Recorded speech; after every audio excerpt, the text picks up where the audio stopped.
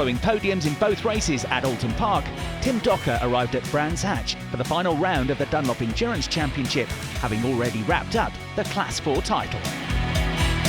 And incredibly, he still had an outside chance of winning the overall championship, having outscored a whole rafter of more powerful sports cars, GTs and high-performance touring cars. Only the mighty Ferrari 488 of SB Race Engineering had secured more points coming into the weekend. This was in no small part down to Tim's excellent consistency during the season, taking class podiums in no fewer than 12 of the 14 races so far, including victories at Donington Park and the Alton Park International Circuit. If you'd asked me before we started, how much money I'd put on actually winning Class 4, it probably wouldn't have been a great deal. There were some really good drivers in the mix. I think 15, 16 cars out in Class 4, half the grid, when we started at Silverstone back in March. I've worked pretty hard at it. This is my 4th year's racing. I was a 50-year-old rookie when I started in the VAG Trophy.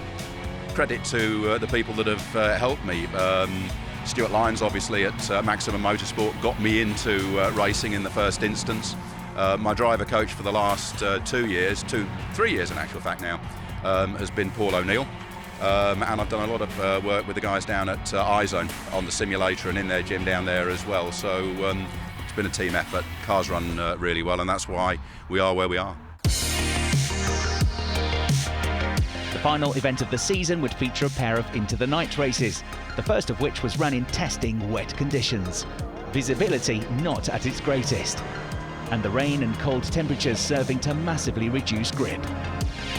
Nonetheless, Tim put in another fine performance, using his driving skill and the handling abilities of his VW Golf to make up for the car's relative lack of horsepower compared to some of the other machinery on the grid. This move on one of the higher performance Ginettas at the start of lap 2, taking him into the top 10 overall. He would eventually climb from 12th to 7th, finishing 2nd in class to secure his 5th consecutive podium finish. For day 2, there was a marked improvement in the weather, but the race itself would bring its own challenges. At 2 hours, it was double the length of the first.